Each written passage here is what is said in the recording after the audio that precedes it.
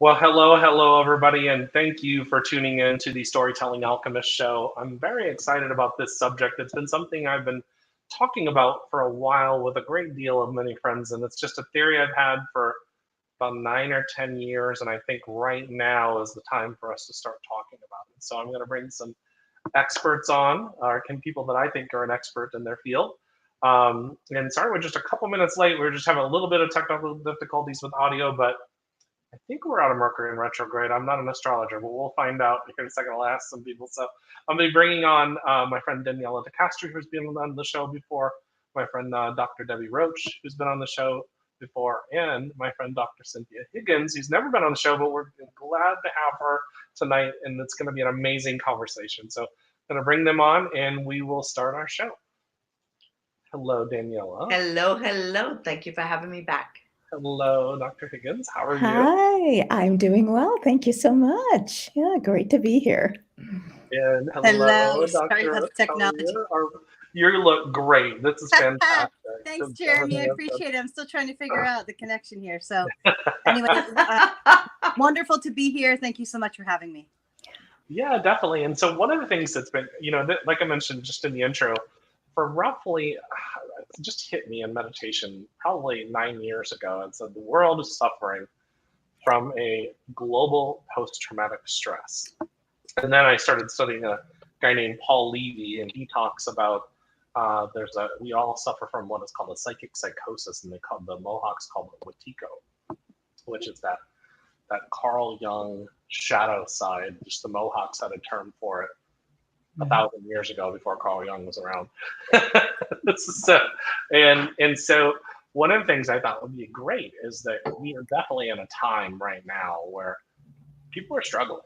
And they need I have people reaching out to me all the time. I'm not even sure how I'm going to get through the day, and so we've witnessed that. So I just kind of we'll have a panel discussion here and throw it out there. What do you think, from your professional standpoint or viewpoint, what has led us to this point, and where do you think the world is at, and do you think we're healing? Because some people thought in 2012 we were going to start healing.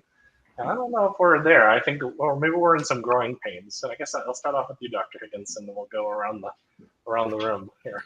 Well, yeah. Oh my goodness, you're right. I mean, this is a very vast subject because our current pandemic to me has only magnified a problem that's existed for a very long time. We've always had a very double standard when it comes to how we can show up in the world. It's okay to talk about our diabetes and our heart disease, but God forbid we talk about our depression or our anxiety, which, PTSD is a form of anxiety. And so we've got this double standard. And there's even a double standard among genders, right? As to what we can show and still maintain our quote definitions of who we're supposed to be. And so we're faced with all of these pressures. One of the issues, and of course, it's being a global pandemic, but also our global outreach, our ability to connect and be connected with people all around the world. It used to be that we had an interval of time with which to recruit our coping skills, to begin a healing process. But no such thing exists anymore because, a catastrophe happens and instantaneously, practically, we know about it. And, the news of this sort is coming so fast that psychologically, energetically, even spiritually, we're struggling to find a paradigm that works for us. And I think that has thrown so many people into a state of despair because, everything that's happening is challenging everything that they believed. I know, I believe it was author Greg Brayton who once said that there comes a time in people's lives where none of the answers exist outside of themselves. And here we've really handicapped ourselves because as a society, we've all been taught that the answers lie outside. And so, yeah, this is a massive re-education, a massive reawakening, but also an incredible opportunity for us to evolve, I think, in a very significant way. So I'm not sure if I really answered that question, but Well, we're gonna expand on this conversation. So Mhm. I think we'll come to Dr. Roche, and then we'll go over to Daniela. And then basically, the question leads is that where are we at in the world? And are we? What is your opinion about are we suffering from a PTSD? And even from a neuroscience standpoint, what do you think is happening to the trauma of the body and mind? And I know you work on a holistic level as well, so I think that would be what are your thoughts on that? So, Jeremy, I'm so excited that you are addressing this topic. It's one of my very favorite. It is near and dear to my heart for many reasons, and so I'm so glad that you're talking about it. From my perspective, I think as a culture, we are educated really only on the brain in terms of a health perspective, on neurotransmitter levels only. And a lot of people out there don't realize that, especially when it comes to depression and anxiety, there are a lot of other influences that create the imbalances in the neurotransmitters. And so, everything from gut health to inflammation level.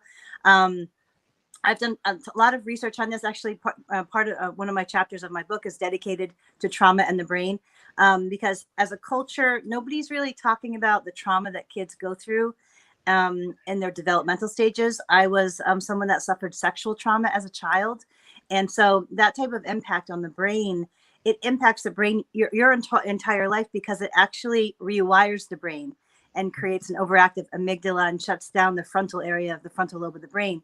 And so when even from a chronic health perspective, the people that I see in my practice and that I encounter almost every day, they're suffering varying levels of this negative neuroplasticity that's going on.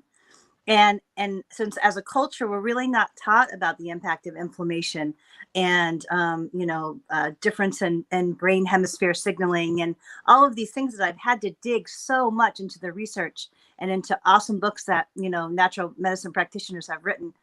So as a culture, I feel we're not healing because we're not being taught the areas to look in for our healing. Number one. And number two, emotional health is taboo in our culture. And healing, there's so many people that I encounter that have suffered some type of trauma or neglect or abandonment or sexual abuse as children, or even, people in abusive relationships or have gone to battle or whatever it might be.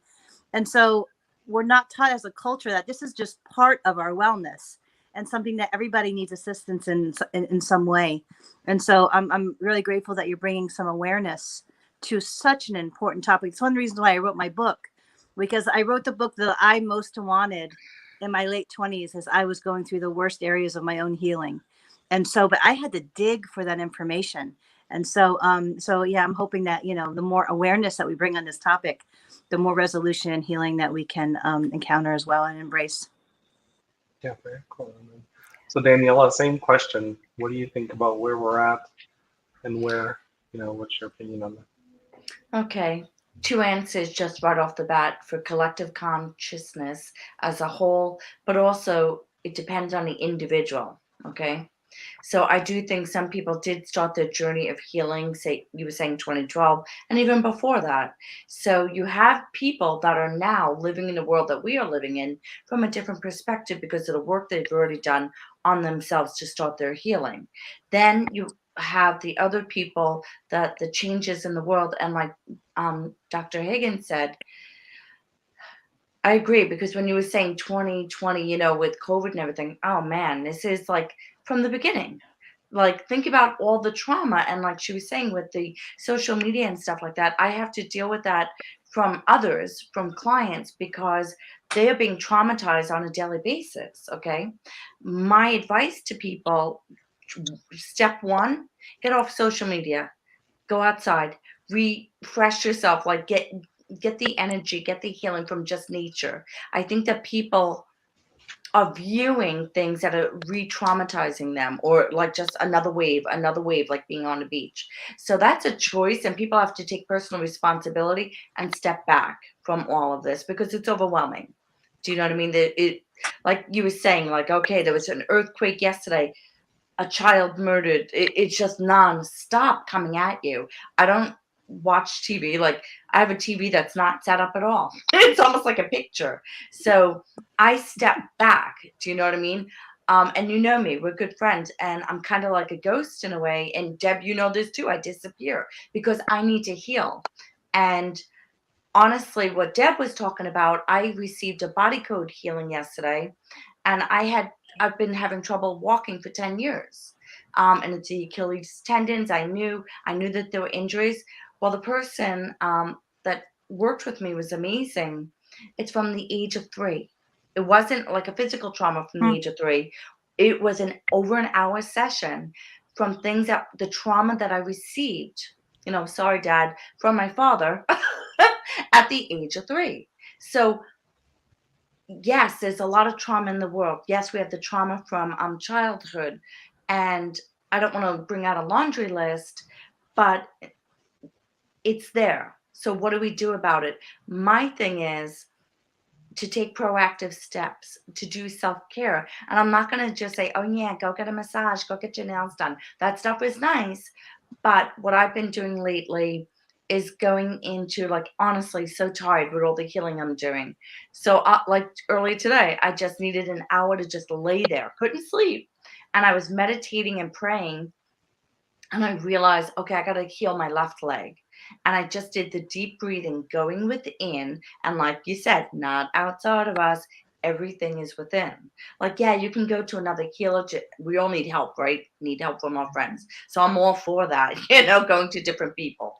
But today's healing for me, just me on me, was laying there and putting my attention on the pain in my left leg that I wasn't even aware of 2 days ago. But because right now it's healed, I got to look at the left. So we store all that trauma. Deb was talking about the brain. Well, we store that within our body. It's not just the brain. We have inflammation within our body.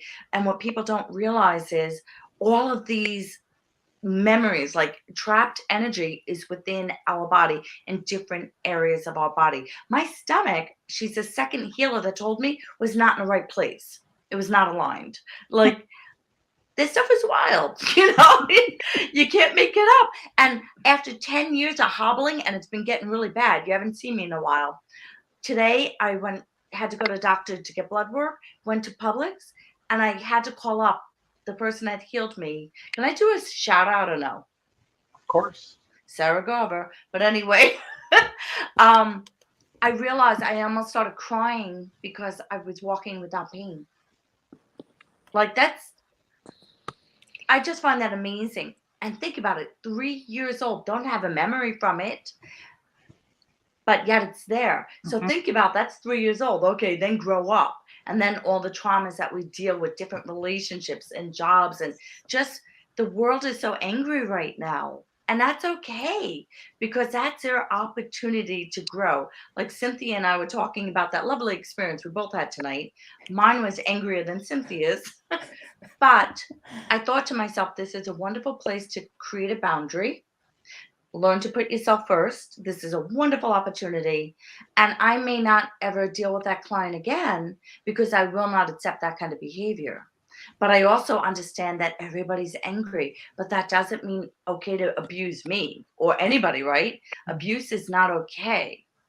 So I think that's something we all need to take personal responsibility, because if you stay in, and believe me, I've been in abusive relationships, but I had to take responsibility. I'm the one that stayed. Do you know what I mean? Mhm. Yeah, and Because you don't get anywhere if you don't take responsibility. I was thinking about today. I had to go for a eye doctor's appointment, and I was traumatized because the optometrist told me that I'm old and said I need bifocals. But that's a whole other story.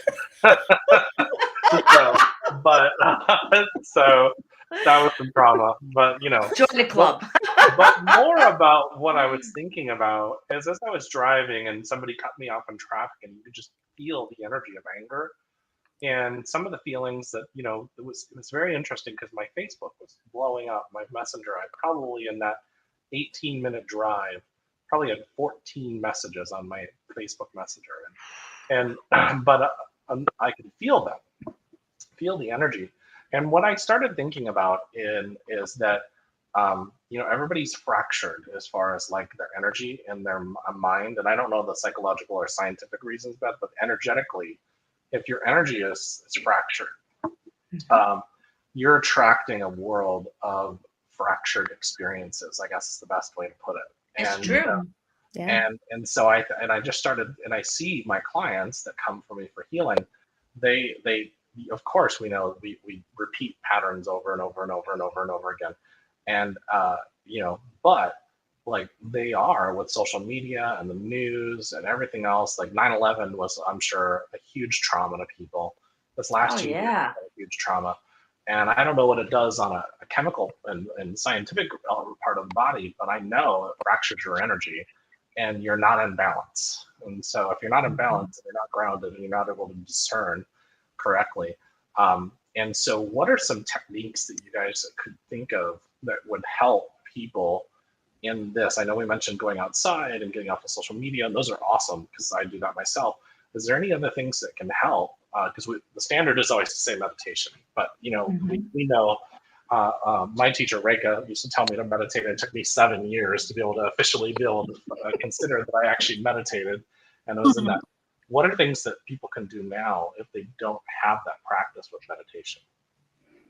And I'll just throw it out there to the panel instead of going around. Honestly, the breath work that Ginny and I were working on like a month ago, that's what I was talking about. It's not so much of a meditation, but breathing as deeply as I can and holding it and then releasing it. And just because honestly, my whole life I've been a shallow breather because walking on eggshells your whole life. So for me to just do that and put, I don't know, that like it's kind of like magic, and I just put my focus and I think of the breath, like if you want to call it this spirit, whatever, and I put it where the pain is. It's almost like first I have to acknowledge where it is, right? Because at first I may not notice there's any pain. So then when I get still, I start the breathing and then I'm like, ooh, I feel something there. So wherever the location is. And then just putting the attention there, sometimes the body will communicate with me. And other times it's just a matter of like acknowledging it. Do you know what I mean? And honoring it. And I put light, in my mind, light and energy there. And there's other ways, to do things like whatever floats your boat. But honestly, it's not that complicated. But we're so busy with outside distractions that we're not doing that. Everything, it's like run, run, run. To be still, like how can you know something's there if you're always something else is in your face? Right. Yeah. And you were mentioning about going outside, taking that break. And, for me, one of the things that the outdoors serves as, I mean, not only is it inspirational, but it's also highly grounding. And I know that when people are, they're busy, as you mentioned, we've got so many responsibilities, sometimes even more so now than Right. previously. And, okay, so maybe we don't have time to go outside, but, if you're sitting at your desk and you're going, oh my gosh, I'm really getting overwhelmed here. Simply placing your left hand on your right knee, your right hand on your left knee, and sitting, just sitting in that space for just a few moments, doing some of that deep breathing. It does help harmonize our energy and synchronize the working relationship between the hemispheres of our brain. And so, we can emerge from that with a lot more clarity and a greater sense of calm. And it's just, like I said, it's a very, very quick intervention. I like that. Thank you. Mm-hmm. I'm doing it now. Yeah. Let me give it a shot. Yeah, it's something that I recommend a lot to people when they are emerging either from meditation or from, say, like an energy healing experience, because it just kind of helps you to integrate. Dr. Roche, what would you recommend? So just you mentioning Reverend Reka, I have to bring her up. So Jeremy and I were in the same intuitive development class, like, was it 15 years ago? A long time ago. Yeah. And I remember Jeremy just starting to emerge into his gifts. So it's so wonderful to see what all you're doing in terms of bringing an awesome spiritual community together. So yes, Reverend Marika always used to say meditate. She had all these isms. She had all these cute little ways of saying stuff. And but you know, in the beginning of my trauma healing, I couldn't get quiet inside of myself. I didn't know any of the stuff I know now about the brain and energy and metaphysics and all of that. And it took me years to feel safe in the quiet, because a lot of my trauma, you know, occurred in the quiet. And so what I found, that the tools that I use, so from a vibrational frequency perspective, I have found that as I've increased the vibrational frequency of my body and my spirit and all the, you know, all the parts of me as a whole, that what happens is that the emotional energy kind of gets released as we increase our frequency. And so what I have found is that my trauma creates an overactive amygdala and shuts down the frontal area of my brain. And so what I have found, when to get to that more meditative space, if I'm not actively doing a few brain wellness tools throughout my day, then there's no way that I can get into that space, because my brain is wired to just overact, you know, be in this kind of subpar overactive stress state from the trauma, the previous trauma. So there's a couple things that I do all the time to kind of help remind myself that I'm safe, my brain that I'm safe.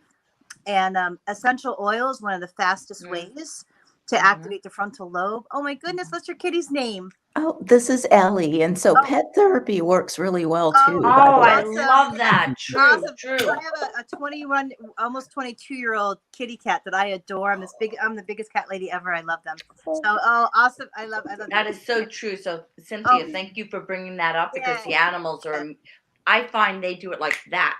They do. They do. They transmute so much for us, Yes, because they do. they're. Somebody told me today, I don't know where they heard this from, but She said she's done.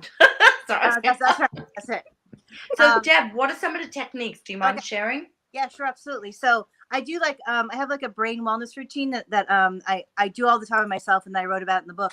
But a couple things. So what I'm doing is that I'm balancing the hemispheres of my brain, right and left, and I'm activating the frontal lobe, and I'm doing it kind of almost at an everyday basis, because I know that if I don't, my brain just has a disposition to go into that low grade overactive stress state, sympathetic dominance. And so a couple things. So I'm usually using essential oil. I find that peppermint and wild orange are the ones that are great for focus. If I'm in the overactive state, I use a lot of lavender on my pillow. I'll put some on my bra if I'm going to go out and do lecturing or whatever it is. That just keeps me in that kind of that more subtle, relaxed state, which I'm usually in.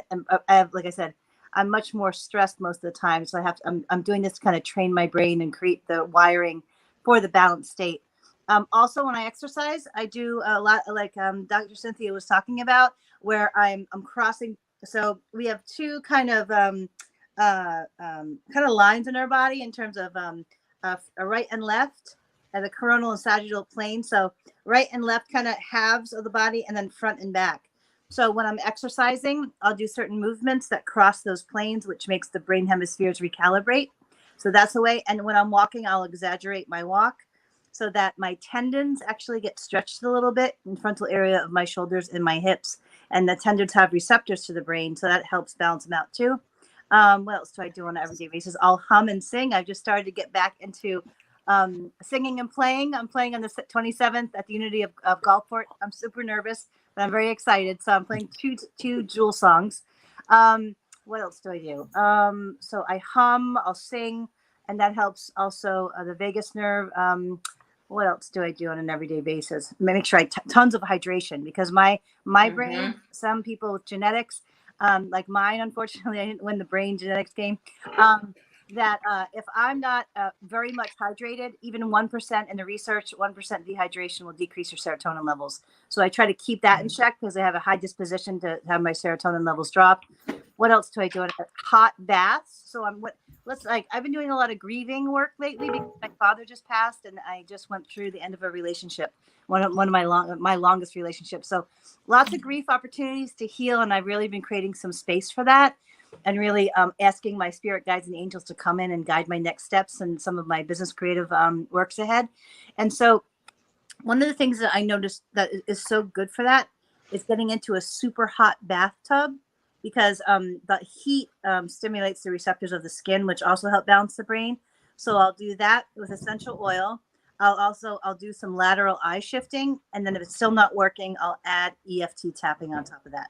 So those are usually my best tools. And then, in terms of the cognitive, spiritual stuff, writing in my journal is always one of the best ways that I can get grounded in my consciousness and with my spiritual connection with my intuitive guides. And so then I'll shift more, and then I'll go into the breath work, which I have to work on and practice because I like to shallow breathe an awful lot.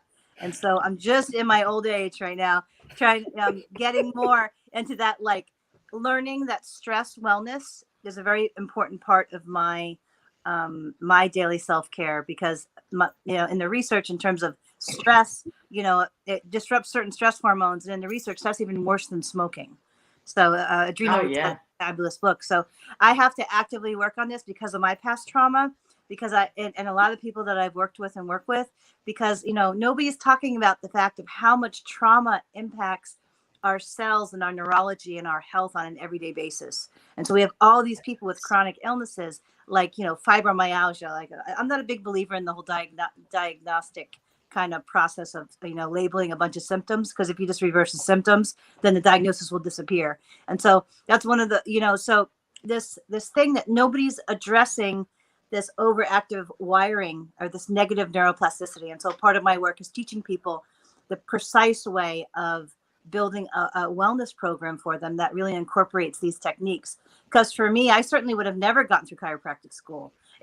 This brain difference greatly impacted every area of my life, including relationships, being able to remember, because trauma impacts the hypothalamus or the hippocampus rather. And so then all those parts are so impacted by trauma. And so I'm so glad that we're showcasing that and really, talking about it, because those simple tools were life-changing to me. Also, balancing on one foot, it's easy stuff, but it's recalibrating the signaling. And there's some awesome work by Dr. Robert Malelo, Disconnected Kids. My dream, I'm looking at getting my neurology diploma. And so I'm so excited. It's something I've always wanted to do. My goal, my ultimate goal is to create a nonprofit and help rewire kids' brains from trauma, so they'll be able to learn effectively. That's the goal. Nice. And also adults too. But I'm so passionate. I'm so grateful we're talking about it today. So I hope that wasn't too long-winded. Sorry. Would you bring the animals in? Not at all. The nonprofit that you're talking about? Because like horses really help, dogs. Like my dog Jordan is a healer. I have I love my kitty more than, oh my goodness, I can't even imagine when she's ready to go. But I have a very dear friend that actually has a nonprofit that uses horses to heal trauma. So I'm not going to probably bring in it's that very effective, because it's not what I'm guided to do, but I'm a big believer in it. I hear about the wonderful work that she does, and that the horses are sensitive enough to pick up the energetic vibration of when people go into the stress response. So it's cool to hear her adventures with that. But I don't have that gift with horses. If it was kitty cats, it might be different. But yeah, or any animals, though, really. Yeah, but this kitties, I'm just such a cat lady that I can't imagine having anything else around me but that. But yeah, it's Dr. Higgins, we should get her down to Mind Spa. Oh, she would love that concert. I think so too. Yes, and you are absolutely right about the equine therapy. The horses have such a way of sensing and emoting. Yeah, they're amazing. They're so cool. One day I'll experience it. I'll go travel and visit her. We talk all the time. I love them. Yeah. So I want to back up real quick, because you said something that I think is very profound about your own personal experience, and you mentioned that. I guess you said silence is where my trauma happened. Oh yeah. And so I never really thought about that because I've almost eliminated using the word meditation with my clients. I tell them to hang out with themselves for 5 minutes and breathe. Oh. And I said, just hang out with yourself. You can do that. Right? And so, because as soon as I say meditation, they think I have to get quiet. And what I find is that they breathe, they naturally start to get quiet.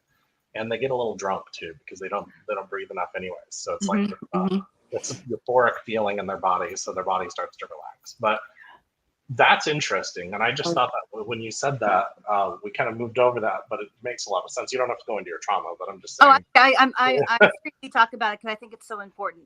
But it was in chiropractic school. I had gotten into the phase of learning acupuncture, and I used to hate getting acupuncture because at that time my inflammation was high and I didn't understand, and my stress was high, so it would hurt actually. And so the person that gave me acupuncture for the first time used to say, "The healing occurred in silence." And I would hate to hear it every time in the beginning because I would be so not at peace in the silence. And it was really acupuncture, especially like the Nada protocol, which is an awesome points on the ear that helps deactivate the amygdala. It was that experience with acupuncture that helped me to realize, both from a cognitive emotional level, but most importantly, as well as importantly, a neurological level, that helped me feel okay. And then from there, I was able to ebb more into the meditative state, which I'm still not great at, but I can get there. So, but yeah, but meditation could be cleaning the dishes. It could be driving. Yes. Like, you guys are putting a label on it, making it more complicated. Like, when I go into the woods and walk almost daily, that to me, that's very healing because I expand my energy out and just connect with all that's around. But yeah, like, it doesn't have to be crisscross applesauce.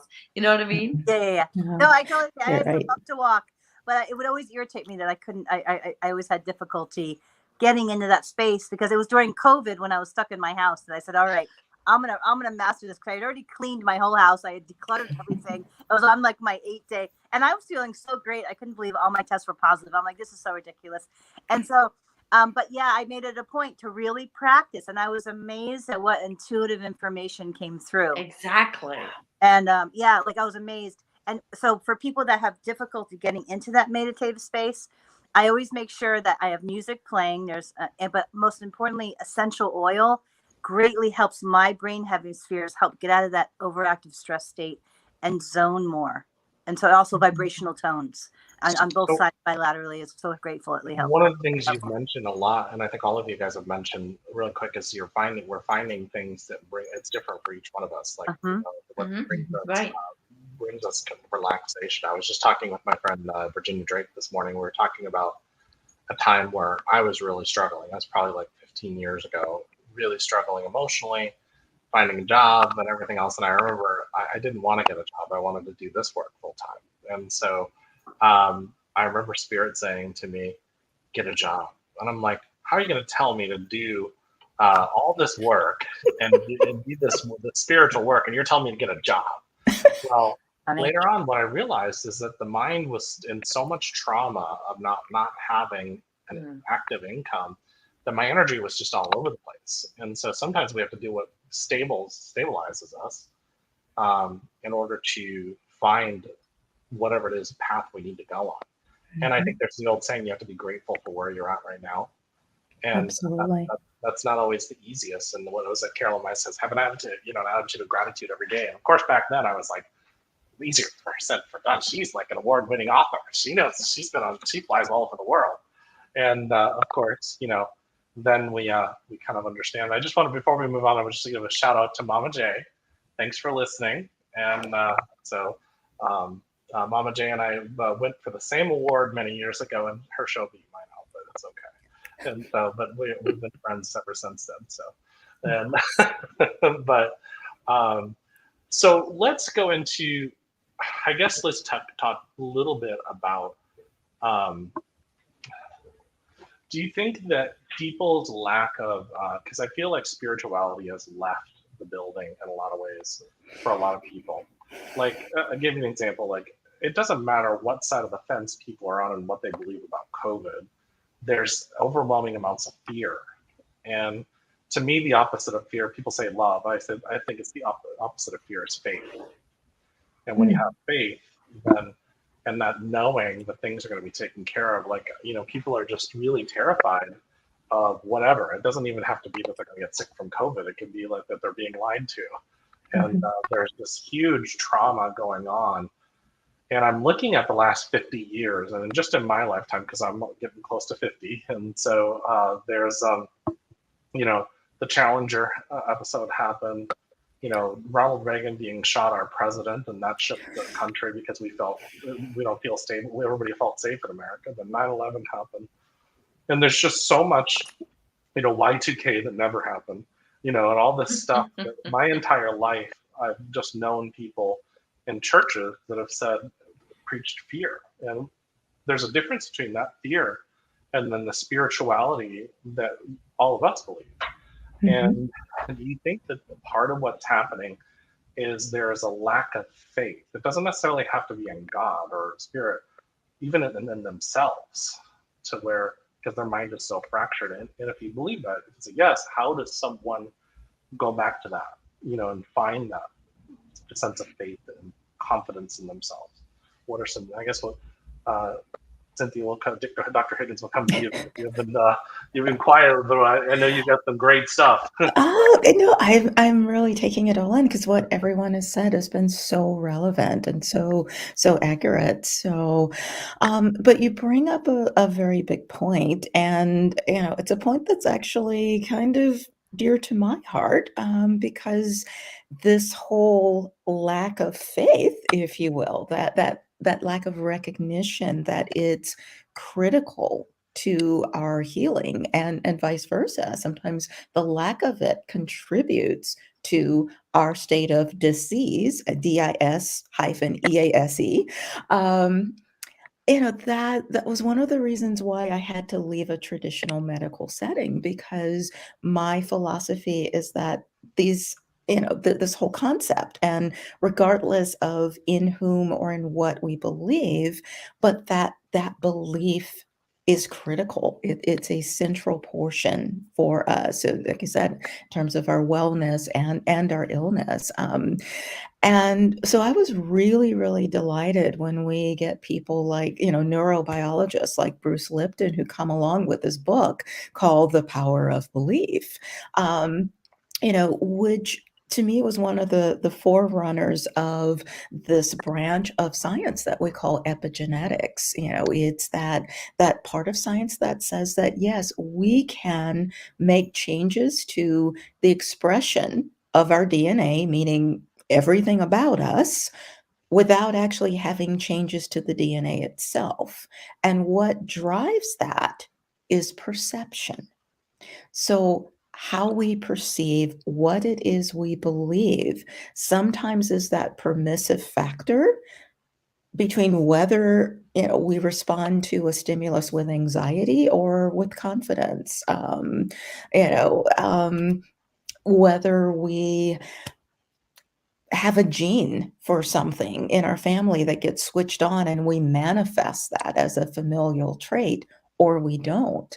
And as seemingly impossible as it sounds, there's an increasing body of evidence that says how important our faith is in our healing. So I absolutely couldn't agree with you more.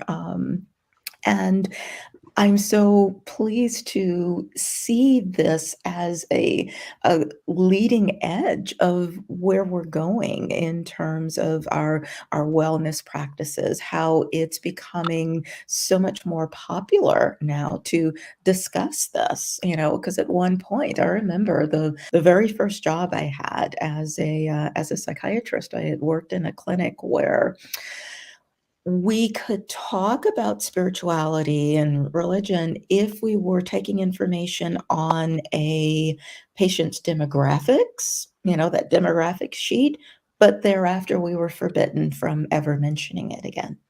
And I'm like, Wow. what a disservice. And because when we remove that, what I was finding, particularly in the field of psychiatry, is that it left us with this paradigm that once we got diagnosed with something, we were going to have that the rest of our lives, like our fate had been sealed. And so I think, what some of this new science is proving is that that's not necessarily so. Yeah. And it all goes back to the power of our belief. And it, like I said, you don't have to be religious. It's just a belief in something, even if it's just yourself. And that's another critical area, in our country, that we spend so much time focused on what is wrong. We don't spend enough time on what's right with us, and it could really change our lives if we did. So, yeah, so like I said, just taking all of this in because I couldn't agree more with everything you all are saying. It's powerful. I love what she just said. Bravo. Yeah. Because I Well, believe in all of that too. I remember when you were going through that, wanting to take that step, and it was, Yes. and so you're in. I have other friends that my friend Dr. Carol Roberts had to do the same thing. She was asked to leave the emergency room for telling people, I'm not going to give you antibiotics, but I'm going to tell you to start taking better care of yourself, go home and get some rest, eat better. Yes. And they would get angry with her, and they basically told her she had to get medication, and she said it doesn't make sense. And other doctors, like another that's in Tampa named Ron Chemish, he's a big holistic doctor as well. So I mean, what I think is too, when we're talking about spirituality, is people aren't being taught to treat themselves from a whole perspective, and that holistic medicine is poo-pooed, but it's because there's, to me, this is the only conspiracy I'll say. To me, it's because they are the pharmaceutical companies, but that's as far as I'll go on that. So, not that kind of show. So, but and I think this is so refreshing because we have in this chat, we have people that I've known. Dr. Higgins and Dr. Roche, I've known you guys for years, and Daniela, we've known each other for 4 or 5 years now, and I know all of you have, including myself, have gone through these major changes, and we've done the work that's led us up to this point. That's probably what, if they 15 years ago, we'd probably be crazy like everybody else, and because we were called crazy even back then. But as Reka said it, Debbie, you've got to do your homework. Oh, your homework. That's right. Yeah. That's your homework. Yes, absolutely. Oh, I missed her. Kind of ramping up, the show a little bit, because I know we're getting kind of late here, but I just wanted to throw it out there. Is I'm going to kind of go around the room. Any last minute things that you would like to tell the audience? I'll start with that. To start with you, Dr. Roche, and then we'll go to Daniela, and then Dr. Higgins, and then while you're there, tell them your contact information too. Sure. The thing that if somebody's watching this and you've gone through trauma and you're going through PTSD triggers, know that there are so many tools that can help your brain regulate. I know that when I was going through it, I thought it was hopeless. I was told that I would have it forever, and that's not the case. So know that there's so many great wellness tools out there that can be so helpful, and use your intuition to guide you to the ones and the people that will most help you and guide you where you're at. And so for contact information, you can look under Dr. Debbie Roche, DC on YouTube, TikTok, Facebook, and Instagram. So I'm starting to get out there more, but I have some cool metaphysical wellness and functional medicine stuff on YouTube already. For my email at drdebbierochdc@gmail.com. And then also vibrantnewwellness.com is my website. So feel free to reach out anytime, and blessings to all. And that's her book behind her, The Joy Matrix. Oh yes, The Joy Matrix. I'm working on my second one. I'm hoping to be out by July. But yeah, The Joy Matrix was 77 tools that I used to help with my own trauma healing and emotional healing. And so it's so sacred to my heart, and it represents probably a good 15 years of my life and all that I learned on that journey. And also one more thing, there are awesome free resources out there, including 12-step recovery meetings. There's all kinds of 12-step recovery meetings, not just alcohol and drugs, but everything from food, under-earning, money stuff, dysfunctional families. And that's a free resource that I certainly used over the last 18 years to help me understand trauma and watch how other people lived healthy, functional lives as they healed. And so that's such a tremendous free resource out there for people that have struggled with this. Thank you. Mm-hmm. That's going around the clock. I just wanted to go back to, because again, with the trauma healing, I don't want to put words in other people's mouths, but probably if we're on a panel, maybe we all experienced it. One of the things that I'm doing right now, this is the first time in my life that I am in a setting, I live alone now, where I'm not walking on eggshells. And not that I knew that I was doing that, but I am. I only recently have come to that conclusion. So this helps me, and maybe it will help, even if it's one person listening. I personally have put a lot of myself into my home, and everywhere I go in my place makes me smile. Like I even ordered like little outlet covers and things like that. There's a lot of soft colors because that helps me to calm down, to feel good. My home feels like a hug. Okay, people love coming in. It's the way it's decorated, and I'm not saying fancy. It's the colors are welcoming. So my surroundings are helping me to heal. Like I actually, it's gonna sound kooky, but I feel like my home loves me. I love my home, and it loves me. The other thing is, I recently brought in a lot of plants. Right now, they're at a distance, but I brought in a lot of flowers. I brought in a lot of plants. They actively help heal as well as the animals. I'm not joking about that. The animals really help. The plants, the colors. Now, I wanted to go back actually to what Dr. Higgins said because my daughter's 23. So 22 years ago, I think this past December, I had a traumatic brain injury that injured every part of my brain. They only gave me 3 years to recover, and I did not by a long shot, not by a long shot. So it was my belief taking back my power and saying, nobody tells me this is it. I'm not going to recover. Because what Dr. Cynthia Higgins was talking about with the brain, it's the telomeres that we've only recently found out that we can actually regrow. And they were like, absolutely not. That doesn't happen. I believe that we put our attention and our power behind it. And like you said, whether you think it's yourself, connecting to your higher self, God, creator, source, whatever, but tapping into that energy. Only about 3 years ago, when you met me, Jeremy, I couldn't read anymore because I thought it was my eyes, and they kept telling me I had good vision. Like, oh, it's perfect.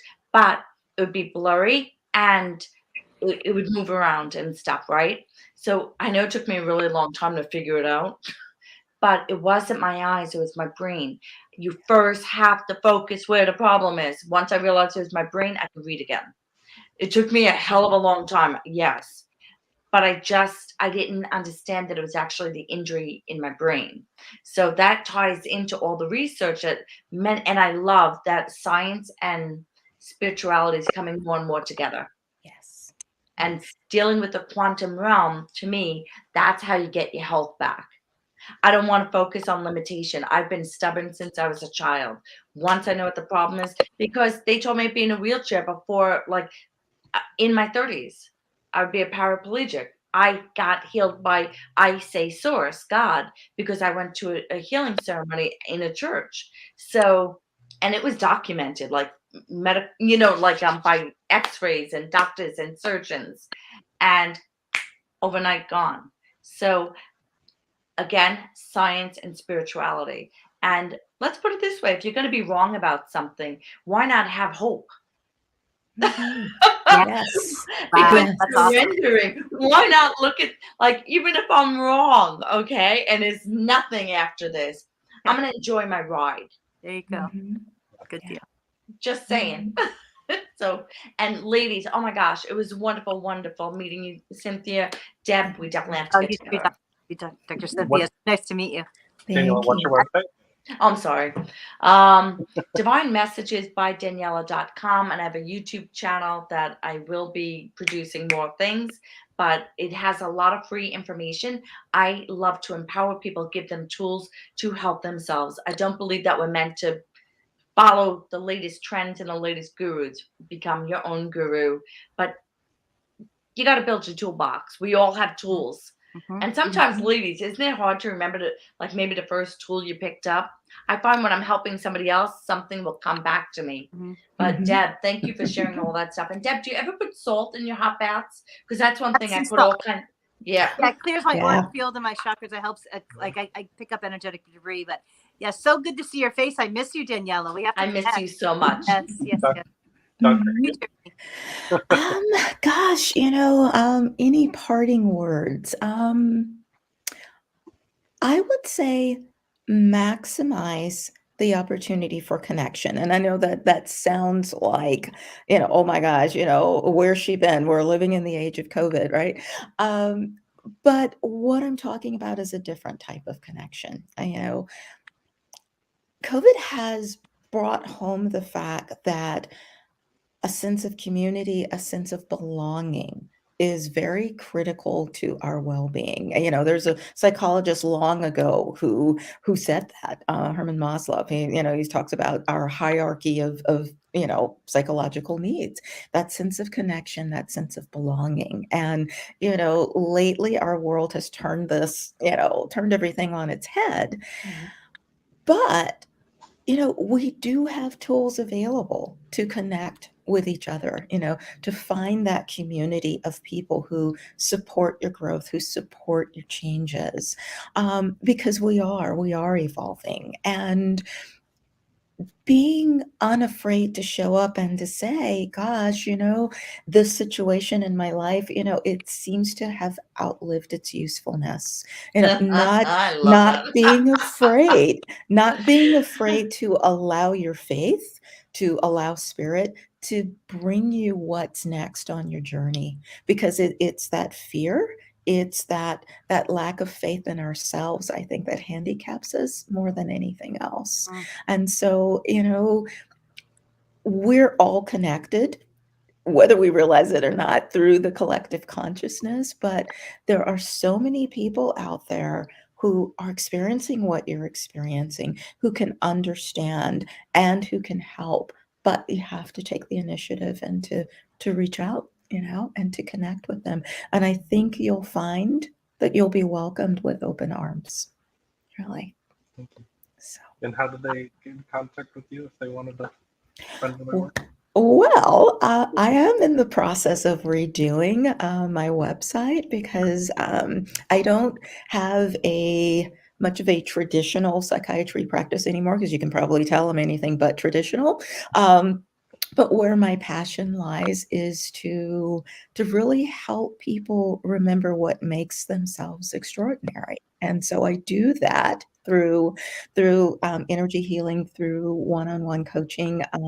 Where I work out of is the Mind Spa Integrative Wellness Center, which is in Sarasota. And that phone number is 941-378-9959. So I'm there.